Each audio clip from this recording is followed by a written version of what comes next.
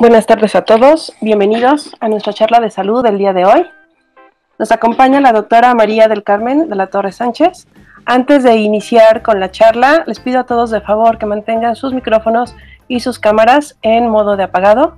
Tenemos la opción de chat para que por favor todas las dudas que tengan, que quieran preguntarle directamente a la doctora o a nosotros del área de vinculación, los vayan enviando durante la charla. Si no se contestan las preguntas, entonces al final las turnaremos directamente con la doctora. La doctora de la Torre es médico egresado de la Universidad La Salle, es dermatóloga egresada del Hospital General Dr. Manuel G. González, cuenta con el diplomado en dermatitis por contacto, es profesora de dermatología en Escuela Médico Naval, miembro de la Academia Mexicana de Dermatología, certificada por el Consejo Mexicano de Dermatología y es consultor médico de la empresa farmacéutica Pierre Fabre. Sin más preámbulo, le damos la más cordial bienvenida a la doctora. Adelante. Muchas gracias. Bueno, buenas tardes a todos y el día de hoy les voy a platicar sobre ansiedad y piel. Listo. Bueno, entonces los puntos que vamos a tratar en esta plática es primero definir, hablar sobre la diferencia entre la preocupación, el estrés y la ansiedad, ya que normalmente lo hacemos de forma indistinta. A veces decimos, bueno, estoy preocupado o estoy estresado o me siento muy ansioso, pero necesitamos conocer cuál es la diferencia entre estas palabras. ¿Cuándo podemos sospechar de que tenemos ansiedad? ¿Qué efectos de la ansiedad se presentan en la piel y en el cuerpo en general? ¿Cuál es la relación que existe entre el sistema nervioso central, o en este caso entre la mente y la piel? ¿Cuál es la repercusión directa en nuestra piel? Y bueno, en general, ¿qué podemos hacer? Entonces, bueno, la preocupación es un sentimiento propio del ser humano, el cual todos hemos sentido en algún momento, y eso se presenta ante diferentes situaciones de la vida. Por ejemplo, si vamos a presentar algún examen con problemas laborales o familiares, o cuando debemos tomar alguna decisión importante, es algo que nos genera preocupación. Normalmente es ocasional y asociado a la vida, o sea, a estas situaciones, y eso lo consideramos como normal. E incluso el tener esta preocupación, que es adaptativa ante alguna situación que nos preocupa, pues hace que nuestro rendimiento sea mejor. Por ejemplo, cuando vamos a presentar algún examen, nos pone un poco más alerta y puede ayudarnos a responder mejor, o incluso el estar pensando en algún problema que tenemos. Este incremento de algunas sustancias que vamos a ver puede ayudarnos a encontrar como la solución a este problema, y por eso es que se refiere a que si es adaptativa, pues va a mejorar nuestro rendimiento. La percepción de un estímulo es diferente entre cada persona. O sea, por ejemplo, algo que a mí me preocupa puede ser que a alguien más no le vaya a preocupar y viceversa. Pero cuando esta preocupación empieza a ser continua, o sea, se vuelve como un pensamiento que está constante y que se hace excesivo en nuestra mente todo el tiempo, entonces empieza a generarnos un problema. O cuando incluso se pasa de este mecanismo de adaptación, o sea, cuando en lugar de que yo pueda contestar mejor un examen, me preocupo tanto que me bloqueo, ahí ya empieza a haber un problema, porque ya no es adaptativo y me está evitando tener un buen rendimiento. En cambio, el estrés es una respuesta fisiológica, es decir, una respuesta normal del cuerpo ante el peligro. Es un estado de defensa en el cual todo nuestro organismo libera ciertas sustancias como adrenalina, sobre todo cortisol, que va a ayudar a que el cuerpo sea más ágil para que pueda reaccionar y huir rápido. De hecho, esto se ha demostrado desde hace mucho tiempo, por ejemplo, en ratones, en donde los ponían ante una situación estresante, entonces pues empezaba a incrementarse la frecuencia cardíaca, había sudoración e incluso se incrementaba el tránsito intestinal, hacía que los ratoncitos orinaran y evacuaran, y esto hace que el ratón sea mucho más ágil o disminuye un poco su peso para que pueda correr más rápido. Y de hecho, pues todos nos ha sucedido, ¿no? Por ejemplo, estamos un poco más estresados, vamos a tener un examen profesional, un evento que es preocupante, y entonces lo que sucede es que pues se incrementa la frecuencia cardíaca, empezamos a sudar e incluso hasta notamos que necesitamos ir al baño con mayor frecuencia. El problema con el estrés es cuando empezamos a identificar como peligroso algo que no lo es.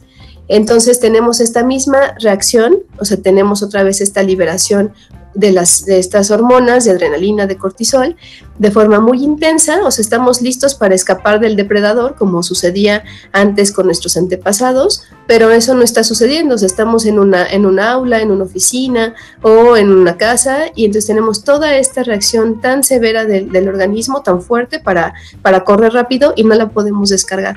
Si esto se está presentando de manera continua o de forma repetida, lo que va a suceder es que, como tenemos elevación principalmente de estas sustancias, pues empieza a haber problemas físicos. Por ejemplo, podemos tener incremento en la presión arterial, incremento en la glucosa, o incluso hay personas que llegan a tener una respuesta de estrés tan severa que pueden tener hasta un infarto.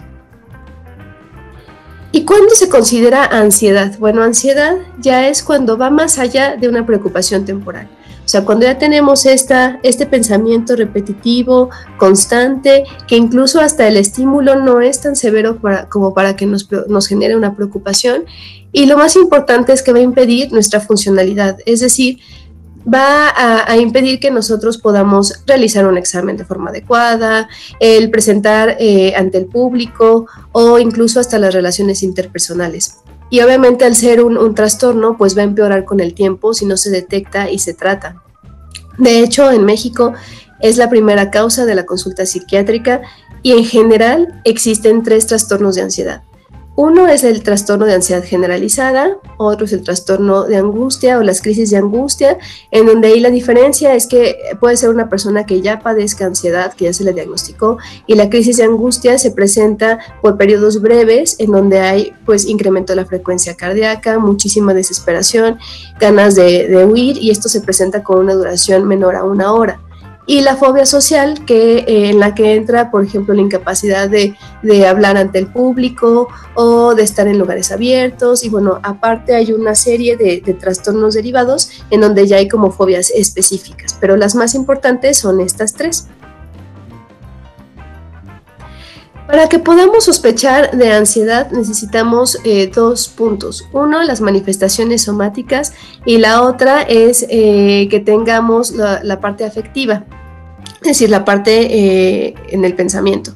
Entonces, aquí lo que vamos a tener es, en cuanto a manifestaciones en el cuerpo, pues incremento de la tensión muscular, o sea, el típico de que notamos que en el cuello estamos muy contracturados, o que incluso despertamos con dolor a nivel de la mandíbula, o dolor de oídos porque apretamos mucho los dientes, mareo, sensación de cabeza vacía, sudoración, estas fluctuaciones en la presión arterial, palpitaciones, que es esa sensación como de mariposas en el corazón o de vuelco del corazón, taquicardia, que es incremento de la frecuencia cardíaca, incluso hay personas que se pueden desmayar, sensación de entumecimiento o de hormigueo, principalmente de manos y de piernas, temblor, eso sobre todo pasa conforme se va eliminando o disminuyendo este periodo de estrés, y molestias digestivas, donde principalmente es el incremento en el tránsito intestinal, y pues habitualmente dicen, no, pues es que me dio diarrea porque estaba muy preocupado, ¿no? O incluso tanta náusea que genera el vómito.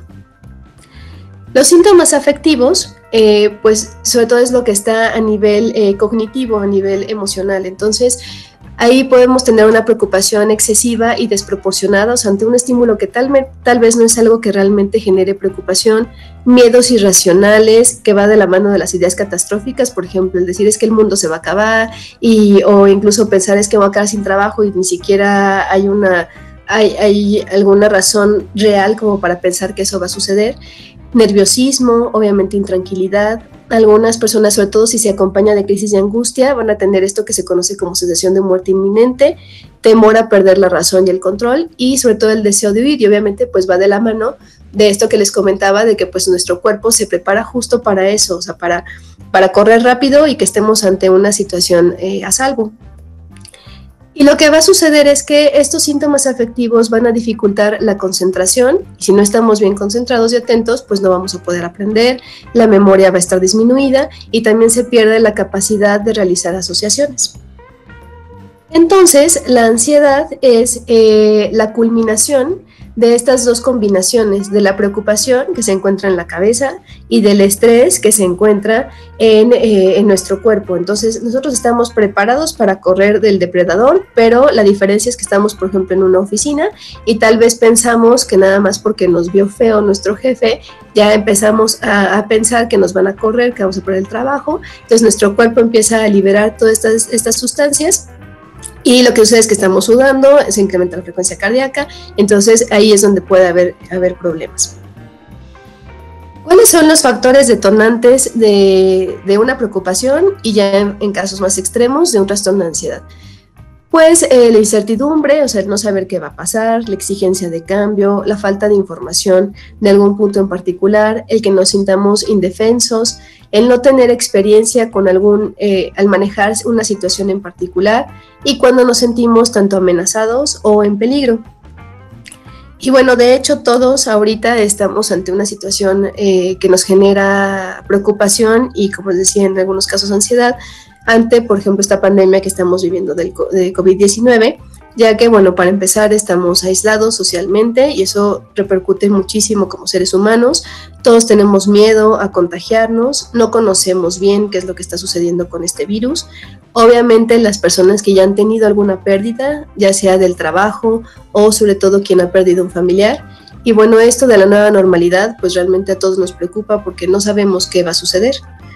Y de hecho, pues se ha demostrado en algunos estudios que después de pandemias, de catástrofes como terremotos o algún evento natural, el 50% de la población va a desarrollar un trastorno de ansiedad, un trastorno de depresión o incluso un síndrome de estrés postraumático. Y de hecho, pues todos lo vivimos en menor o mayor grado. Por ejemplo, cuando fue el terremoto de hace 3 años, en donde pues todos ya estábamos preocupados de si iba a volver a temblar o no. Cada vez que escuchábamos la alarma de los sismos, pues incluso había personas que tenían incremento de la frecuencia cardíaca, o al menos todos teníamos cierta preocupación de que volviera a haber un terremoto de esa magnitud.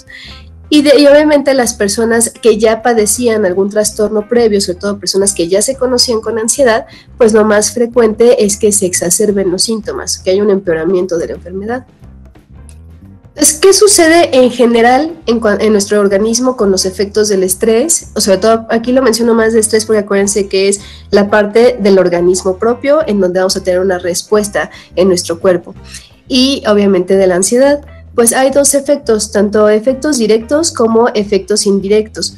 Los directos es en cuanto a que esta respuesta ante el estrés pues va a afectar directamente a nuestro sistema inmune, habitualmente bajan nuestras defensas ante infecciones, entonces es más fácil que tengamos alguna gripa o alguna, por ejemplo, algún cuadro intestinal o algunas otras manifestaciones que ahorita vamos a ver, o también se altera nuestro sistema endocrino, alterándose algunas hormonas.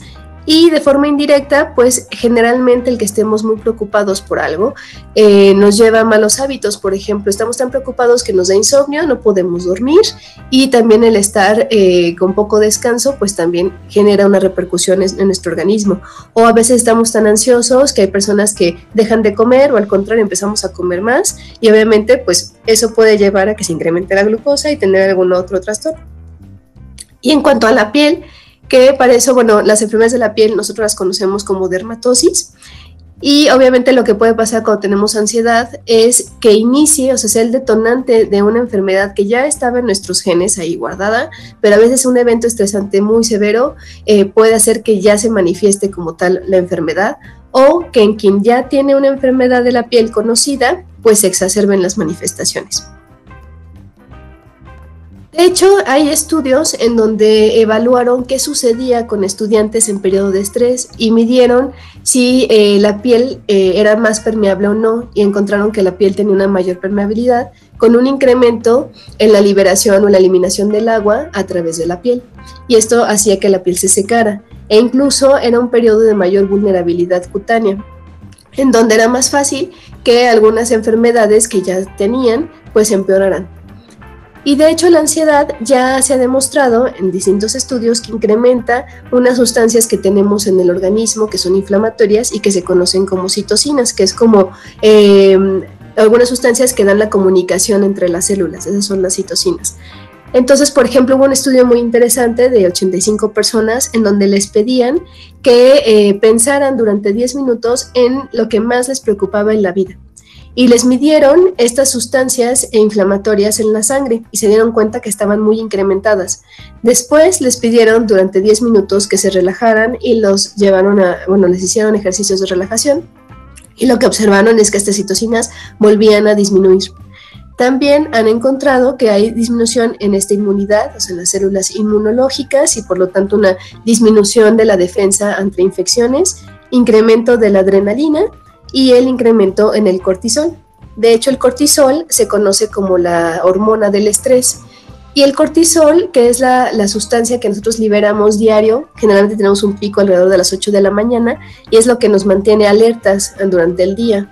Entonces, lo que sucede con el cortisol es que se incrementa la glucosa, aumenta nuestra memoria y atención, se incrementa la presión arterial, disminuye la percepción del dolor, también disminuye la serotonina, que al estar disminuido este neurotransmisor se acompaña de síntomas depresivos y de ansiedad, y suprime al sistema inmune. Entonces, fíjense cómo al menos esta sola hormona genera ya distintos cambios en nuestro organismo, que si esto está de manera continua, pues obviamente va a haber algún problema como hipertensión o como diabetes. Y bueno, ¿cuál es la relación entre la piel y la mente? Para empezar, tanto la piel como el sistema nervioso central y periférico tienen el mismo origen embrionario. Cuando nos formamos en el útero, primero se forman estas tres capas y la de hasta afuera se conoce como ectodermo. Del ectodermo solamente deriva la piel y el sistema nervioso central y periférico. Entonces, para empezar, vienen del mismo origen.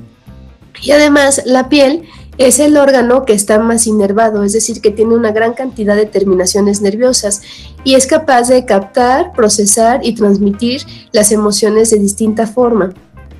Y todo el tiempo está recibiendo información. Y de hecho, todos hemos tenido manifestaciones cutáneas por aumento de adrenalina. Por ejemplo, podemos estar apenados y al principio los vasos se constriñen o se hacen pequeños por el aumento de adrenalina y después se vuelven a dilatar. Esa dilatación nos da el enrojecimiento, así como cuando decimos, estás muy apenado, ya te pusiste rojo. O, por ejemplo, estamos muy nerviosos y empezamos a sudar ante una presentación, o el típico que vamos a tener una cita, el novio de manita sudada y pues nos sudan las manos. La piloerección, es decir, que tenemos la piel de gallina cuando tenemos, por ejemplo, mucho miedo o estamos muy, muy estresados, y también va de la mano de las manos frías por esta vasoconstricción que les comentaba por efecto de la adrenalina. Además, se ha encontrado que en los receptores nerviosos de la piel, en las terminaciones nerviosas, tenemos receptores para esta hormona del estrés, que es el cortisol. Entonces, justo ahí pues tenemos tanto el receptor para la adrenalina como para el cortisol, para las dos hormonas que se incrementan principalmente ante situaciones estresantes.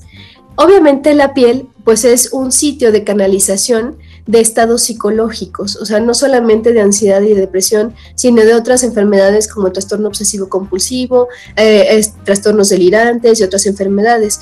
Y en general todas las enfermedades de la piel repercuten directamente en el estado emocional, y esto es porque la piel pues es nuestra primera carta de presentación, y al tener algo visible pues a veces es motivo de aislamiento social o de preocuparnos de que no nos van a ver bien porque repercute en la estética.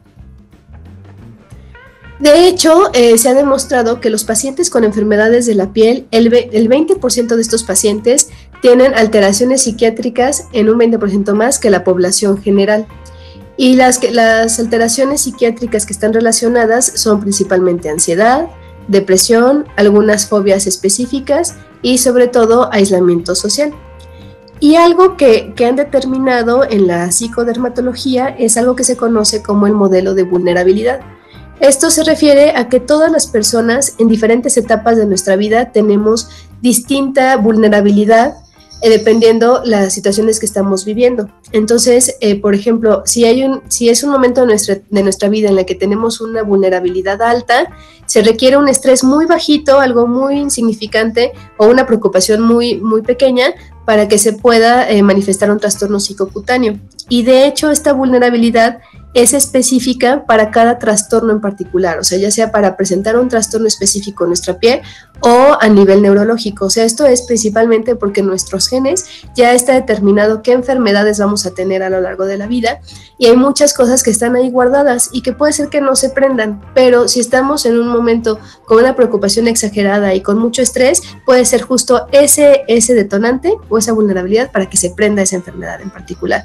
Y se ha demostrado que todos los eventos que nos ponen felices o que estamos como en un balance emocional, ayudan a que la vulnerabilidad disminuya y que sea muchísimo más raro que presentemos algún trastorno en la piel o de estos trastornos combinados.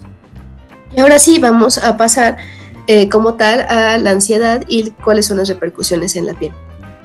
Entonces, bueno, como les comentaba, que se han dado cuenta que en los periodos de estrés se incrementa la permeabilidad cutánea y se pierde mayor cantidad de agua de la piel.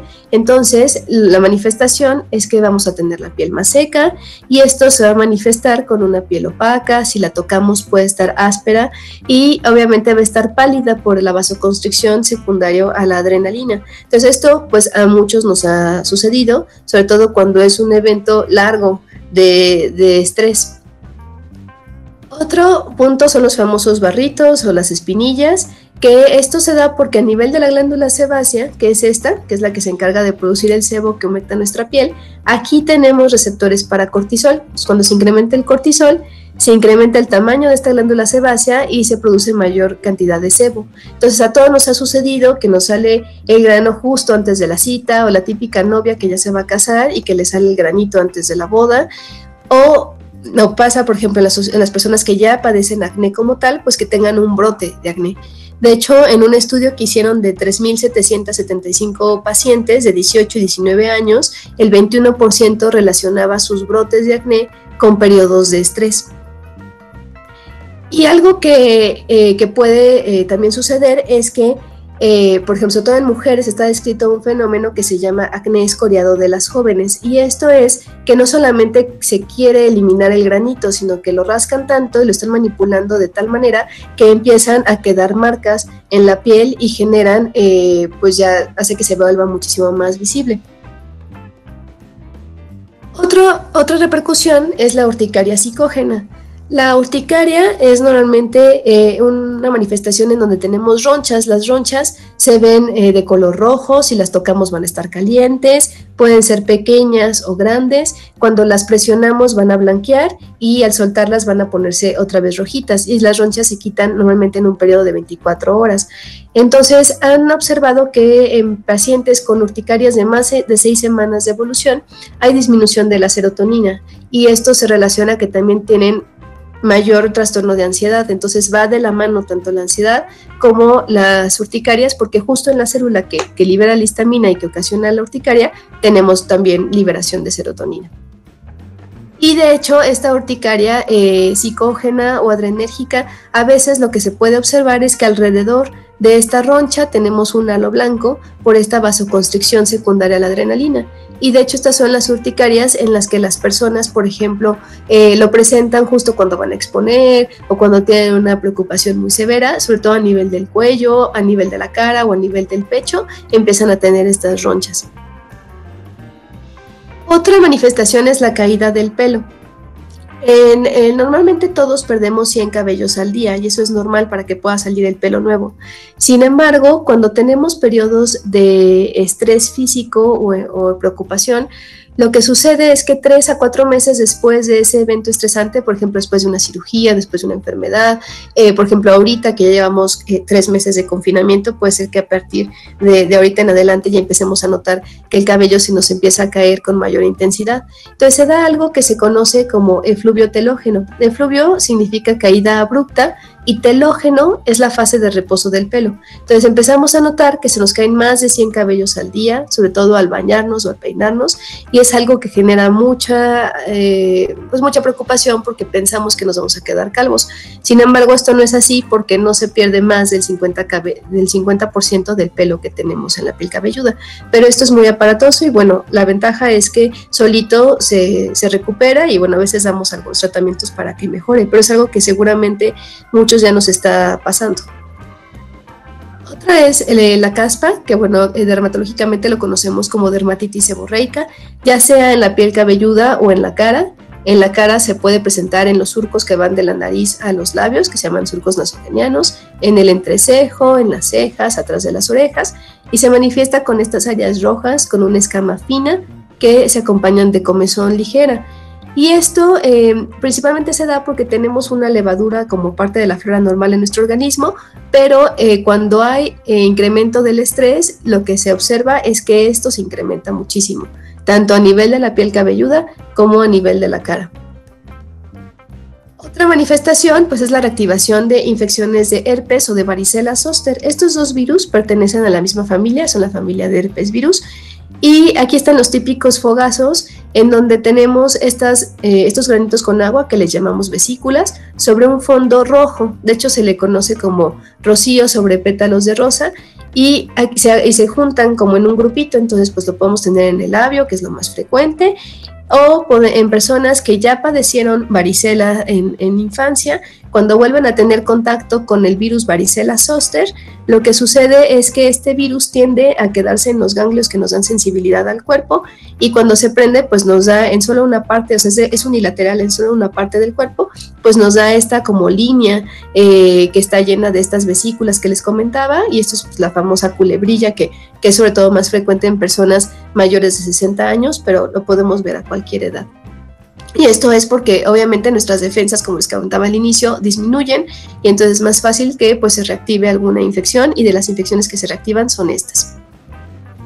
Otra cosa que puede suceder pues es que hay personas que se llegan a preocupar mucho de si se contaminan con el polvo o con infecciones, y entonces esto empieza a generar un lavado excesivo de manos. El lavado excesivo de manos hace que el contacto con el agua, que es seca y que irrita, más el jabón, que es alcalino y que también seca mucho la piel, pues nos dé algo que se conoce como dermatitis, que es inflamación de la piel, por contacto, o sea, con el contacto con el agua y el jabón, irritativa, porque es por irritación. Entonces vamos a ver la piel roja, que está agrietada, está seca, da comezón, da ardor, y bueno, de hecho ahorita pues todos tenemos que lavarnos mucho las manos para evitar contagios, y de hecho, bueno, esto ahorita está bien que lo estemos haciendo, pero sí hay que tener cuidado como poner crema o usar jabones que sean más nobles para que no se irrite tanto la piel. Entonces, bueno, hasta aquí son manifestaciones en la piel que todos hemos presentado en algún momento o que podemos presentar, y que se podría decir que es la parte como leve, o sea, la parte ante un estrés y una preocupación ligeras, y que incluso puede ser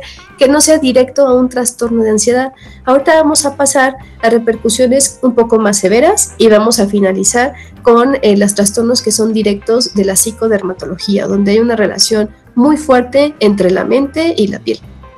Entonces, las afecciones cutáneas con una elevada incidencia de factores psicoemocionales son, por ejemplo, el líquen simple crónico. Se le llama líquen porque semeja el líquen que se le pega a los árboles, sin embargo, esto no es una infección, no es un hongo, no es nada de eso. Y esto es porque nosotros nos referimos a liquenificación cuando la piel se hace gruesa y se le ven más las líneas normales de la piel, como ven ustedes aquí.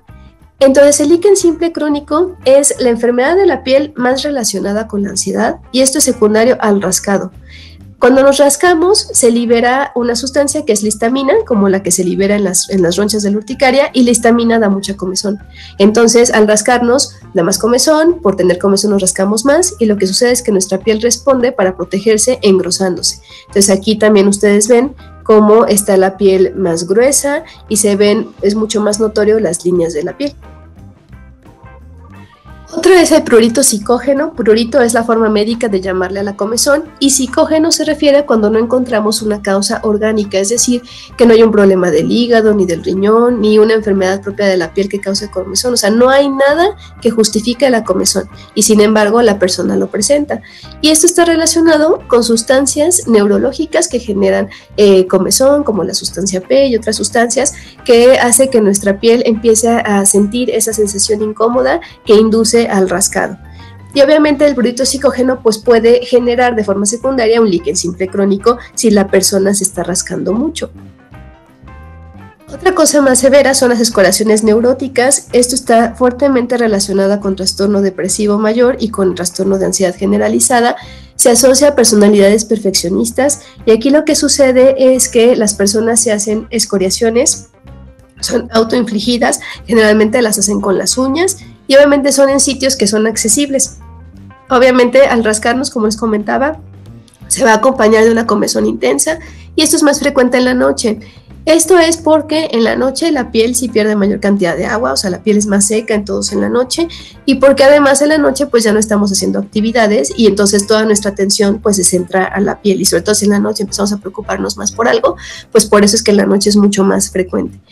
Y de hecho aquí, bueno, parte por ejemplo del tratamiento es que ponemos un parche oclusivo que el paciente no pueda quitar, y vean aquí cómo por ejemplo toda esta parte de la espalda está seriamente afectada con todas estas costras hemáticas, o sea, hay huellas de que la persona se está rascando, y como en el sitio que estaba ocluido, que no podía alcanzar el paciente, pues ahí está limpio. Entonces ahí nos demuestra o nos corrobora el diagnóstico de que es algo producido por el propio paciente. De hecho, hubo un estudio también en estudiantes, este fue en Corea, en 410 estudiantes, en donde el 66% en periodo de exámenes se realizaba escoriaciones neuróticas, o incluso aquellos que ya lo habían hecho con anterioridad, pues incrementaba esta práctica. Entonces, esto pues obviamente se ve en poblaciones que están ante preocupaciones excesivas y ante periodos de estrés continuo. Y ya vamos a finalizar con esta parte que es la de los trastornos psicodermatológicos, en donde hay una interacción directa o muy demostrada entre el sistema nervioso central y la piel. Estos trastornos se dividen en tres: los psicofisiológicos, en donde el problema inicial está en la piel, y obviamente un efecto estresante, ya sea puede generar que sea el detonante o que sea lo que lo empeore. Aquí el más típico, por ejemplo, es en el vitiligo, en donde ya en los genes estaba que la persona iba a presentar vitiligo, pero tuvo un evento estresante muy severo y eso fue lo que detonó que tuviera manchas blancas en la piel. El segundo son los desórdenes psiquiátricos primarios, en donde ahí, como dice el nombre, el inicio está en la cabeza y eso de forma secundaria nos va a dar una manifestación en la piel, como tricotilomanía, la dermatitis facticia y delirio de parasitosis, que ahorita vamos a ver. Y finalmente están los desórdenes psiquiátricos secundarios, en donde un problema en la piel que genere sobre todo una desfiguración importante afectan la autoestima, pueden generar fobia social y pueden generar de forma secundaria un trastorno de ansiedad generalizada. Entonces, en las dermatosis, enfermedades de la piel que generan ansiedad, pues son todas estas enfermedades crónicas de mucho tiempo de evolución, que habitualmente son enfermedades que no se curan, pero que pueden controlarse bien. Y aquí tenemos a las dermatitis, que son inflamaciones de la piel, sobre todo la dermatitis atópica, en donde vamos a tener áreas rojas, inflamadas, con una comezón muy importante, la dermatitis seborreica, que esa ya la vimos, que es la caspa, la psoriasis, en donde hay placas rojas con una escama adherida como el yeso, en el acné, en la rosácea, en la alopecia areata, que son áreas en el pelo, áreas de la piel cabelluda sin pelo, y la urticaria, como ya vimos. Entonces, todas estas que tienen una evolución larga, estas generalmente van a producir ansiedad. De hecho, en este estudio de 82 pacientes, en donde valoran algunas enfermedades de la piel, se dieron cuenta de que había una relación directa entre los eventos estresantes y la enfermedad de la piel. Entonces, por ejemplo, aquí en los pacientes con psoriasis, casi la mitad de ellos decía que su enfermedad había empeorado o incluso había iniciado después del fallecimiento de un ser querido, de la ruptura de pareja, cambio de trabajo o de algún problema familiar. Y aquí, por ejemplo, casi el 40% de dermatitis atópica, que estas son de las enfermedades que más vemos los dermatólogos, pues también relacionan el empeoramiento de la enfermedad con un evento preocupante. Y lo que sucede aparte en todas estas enfermedades de largo tiempo de evolución, sobre todo en aquellas que ya hay comezón de base, como la dermatitis atópica, es que la ansiedad va a dar pauta a la entrada a un círculo vicioso, en donde vamos a tener comezón, la comezón nos va a inducir el rascado, nos rascamos, nos genera más comezón, y romper este círculo vicioso es realmente muy complicado. O sea, necesitamos que el paciente aleje sus manos de la piel para no seguirse lastimando y que no se generen otras alteraciones secundarias, como es la infección de la piel secundaria al rascado. Pasando a los trastornos psiquiátricos primarios, o sea, donde el problema inicial está en la cabeza y de forma secundaria se manifiesta en la piel, pues tenemos algo que se conoce como tricotilomanía. Entonces viene de manía y tricopelo, y este es el hábito de arrancarse el pelo, ya sea con las manos o a veces con algunas pinzas, Y esto habitualmente es más frecuente en la piel cabelluda, pero puede ser de cualquier sitio donde tengamos vello. O sea, hay quien incluso se quita las pestañas o las cejas. Entonces, es algo que por fortuna no es frecuente y está relacionado con un trastorno psiquiátrico que es el trastorno obsesivo compulsivo, donde hay una obsesión, o sea, una idea absurda y repetitiva. En este caso, tengo la idea de que me quiero arrancar el pelo y esto lleva a la compulsión, es decir, a la acción de arrancarse el pelo. Y aquí lo que se ven pues son estas áreas también sin pelo, pero cuando lo observamos con una lupa pues vamos a ver que son cabellos de distinta longitud, porque obviamente no se arrancan los cabellos, o sea, algunos se pueden romper desde la base y otros desde la mitad, entonces pues se ven cabellos de distinto tamaño y también se ven pues áreas de rascado o incluso un poquito de sangre en la piel cabelluda porque el paciente lo arrancó. Otra enfermedad es el delirio de parasitosis. Un delirio o una idea delirante es una idea falsa que se cree con firmeza. Entonces, en este caso, los pacientes, es más frecuente en mujeres, piensan que tienen unos parásitos, ya sea gusanos o cualquier otro bicho en el cuerpo, y eso hace que se empiecen a lastimar, como vemos en esta foto, en donde la paciente ya se había hecho una escoriación en la mejilla porque ella estaba segura que ahí tenía los parásitos. Y llegan los pacientes con una prueba de que tienen ahí los parásitos. Por ejemplo, esta paciente llegó con un Kleenex donde recopilaba según los parásitos, o llegan con una cajita en donde se supone que los guardaron, pero en realidad lo que guardan son pues residuos de piel, de lo mismo que ellos se arrancan. Entonces, obviamente, es muy complicado tratar este trastorno, requiere siempre de la ayuda psiquiátrica porque pues las pacientes están convencidas, por más de que uno les diga que no es algo real, de que tienen parásitos o tienen algún bicho en la piel. Otra es la dermatosis facticia. Esta es parecida a las escoriaciones neuróticas. La diferencia es que aquí no solamente se las hacen con las uñas, sino que pueden hacerlo, por ejemplo, con un cúter o se pueden quemar la piel. Entonces, si se dan cuenta en todas estas imágenes, pues son lesiones más profundas, de formas diferentes, porque los pacientes lo hacen con otros objetos.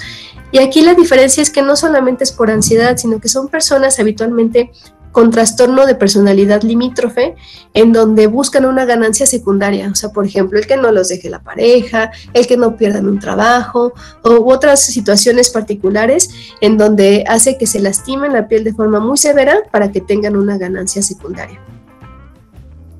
Y ya como trastornos psiquiátricos secundarios, pues son estos que les comentaba, en enfermedades primarias de la piel, que pueden generar una alteración muy fuerte de la estética, que obviamente va a llevar no solamente ansiedad, sino que el paciente pueda tener fobia social y aislamiento. Entonces tenemos, por ejemplo, el vitiligo, sobre todo si son estos vitíligos que afectan fuertemente a nivel de la cara y más en personas de piel más morenita o de piel negra, en donde va a ser muy evidente la despigmentación con las manchas blancas, un tipo de acné que se conoce como conglobata, en donde las lesiones de acné se juntan como formando bolas y es algo desfigurante, la alopecia areata, sobre todo en aquellas formas en donde hay muchas lesiones al mismo tiempo, los hemangiomas, que son tumores de vasos sanguíneos, sobre todo los que afectan la cara y que son muy grandes, o incluso hay algunos que pueden deformar el sitio donde se localizan. Estos son los que pueden desfigurar y obviamente generar una repercusión psiquiátrica secundaria. La psoriasis, sobre todo cuando son muy extensas. La ictiosis, que es una piel extremadamente seca con un escama en forma de teja de color café. El sarcoma de Kaposi, que estos son un tipo de tumores también vasculares secundarios a una infección por el virus herpes tipo 8, y esto sobre todo antes estaba todavía como más relacionado con problemas psiquiátricos secundarios porque sobre todo es más frecuente en pacientes con SIDA.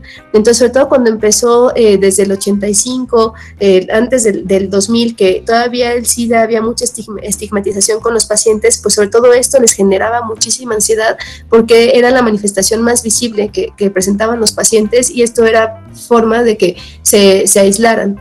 Y otra es, por ejemplo, el pénfigo, en donde salen ampollas en la piel, sobre todo si se presentan en la cara, pues eso va a hacer que las personas tengan una ansiedad fuerte y que genere aislamiento social.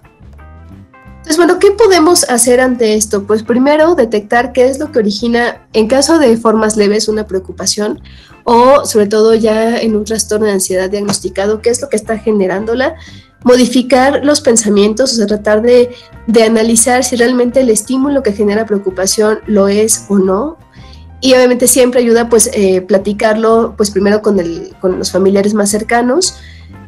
para tratar de encontrar una solución. Obviamente las técnicas de relajación, o sea, desde respirar lento y profundo, hacer actividades manuales que sean agradables para cada persona, que va de la mano de actividades placenteras, o sea, todas aquellas actividades que nos gustan van a ayudar a regular estos niveles de neurotransmisores y esto nos ayuda a sentir bien, y al sentirnos bien, pues otra vez nuestra inmunidad mejora, disminuyen todos estos efectos que veíamos de la ansiedad, o sea, se contrarresta. Entonces siempre es muy bueno llevar de estas dos actividades, o sea, algo que nos relaje y que nos dé placer.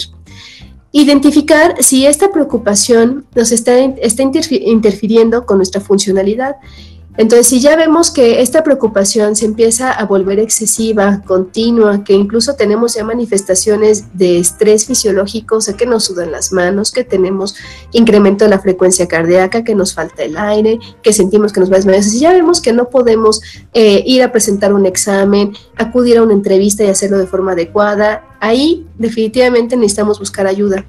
Y esto es con un médico especialista en estos trastornos, que son los psiquiatras. Obviamente los psiquiatras se apoyan siempre de psicología para que se lleve a la mano, junto con el tratamiento médico, pues una terapia psicológica. Y en la piel, pues sí se debe acudir con un dermatólogo para que tratemos lo que vemos en la piel. En general, hay algo que conocemos como medidas para cuidar la piel. Y estas son medidas muy básicas que habitualmente muchos, sobre todo en nuestra población, lo hacemos de forma inversa a como debería de ser. Y estas son las medidas que ayudan a que la piel pueda tener esta función de protección, esta función de barrera cutánea. Entonces, aquí lo que recomendamos es que los baños sean con agua tibia, porque el agua muy caliente seca la piel, que duren menos de 10 minutos, porque estamos mucho tiempo en contacto con el agua. La cal que contiene, y que es lo que le da la dureza, y el cloro, irritan y secan nuestra piel. De preferencia utilizar sustitutos de jabón o cremas lavantes, sobre todo por ejemplo ahorita que tenemos que lavarnos mucho las manos, los sustitutos de jabón y estas cremas tienen un pH ácido como el de nuestra piel y tienen ingredientes que ayudan a humectarla. Entonces en lugar de que la piel se seque con un jabón que es alcalino, pues no se seca tanto, se hidrata y ayuda a contrarrestar esta irritación por el uso del jabón. No tallar la piel con nada, o sea, nada más para bañarnos hay que utilizar mano, el jabón y el agua nada más, o sea, no hay que usar sacates ni estropajos ni nada de eso, porque eso por pura fricción favorece que la piel se seque y se irrite. Y siempre después del baño debemos aplicar crema emoliente en capa fina, o sea, se pone entre las manos, y con movimientos suaves y envolventes se aplica en el sitio que queramos aplicarlo en nuestra piel. Esto debe ser así porque si lo ponemos de forma directa en nuestra piel, lo que favorece es que tengamos que frotar muchas veces hasta que la crema se absorba, entonces la piel se puede macerar o incluso la sensación es incómoda, da una sensación de que está pegajoso o que arde, no es agradable poner crema de esa forma. Otro punto importante es que la aplicación siempre debe ser después del baño, porque con la humedad que retuvo la piel por el agua, favorece que la absorción de la crema sea mejor. Y las veces que se tiene que aplicar es las veces que nuestra piel lo pida. O sea, por ejemplo, cada vez que nuestra piel tiene comezón, es como si tuviéramos sed y tomamos agua, hay que poner crema. O si vemos que la piel está seca, se tiene que volver a aplicar crema. Lo mínimo que recomendamos cuando hay un problema en la piel es que sean 2 veces, siempre después del baño en la mañana y antes de dormir, por lo que les comentaba de que la piel en la noche es mucho más seca que a lo largo del día. Y obviamente, pues si ya hay un problema en específico, pues definitivo, evitar remedios caseros que habitualmente empeoran las manifestaciones de la piel, evitar automedicarse y siempre acudir con el especialista, que en este caso es el dermatólogo.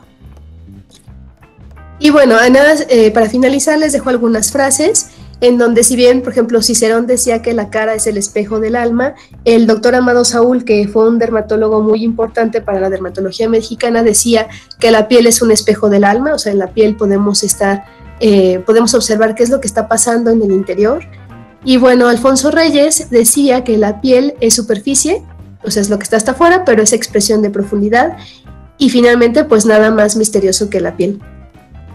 Y bueno, pues yo espero que todos ahorita con esta situación que es un poco complicada, en lugar de estar como en un grito de Edvard Munch, estemos relajados como este cuadro de Monet. Y bueno, me queda nada más agradecerles a todos por su atención y al Instituto de Investigación de Materiales por la invitación para dar esta plática. Muchas gracias. Muchas gracias por esta plática. Ya para terminar, bueno, el Instituto de Investigaciones en Materiales de la Universidad Nacional Autónoma de México otorga el presente reconocimiento a la doctora María del Carmen de la Torre Sánchez por su ponencia Ansiedad y repercusión en la piel, en el marco de las charlas de salud del Instituto de Investigaciones en Materiales. Ciudad Universitaria, 11 de junio del 2020, por mi raza, hablar el espíritu. Doctora, muchísimas gracias. No me queda más que despedirnos. Muchas gracias y que tenga un buen día. Muchas gracias.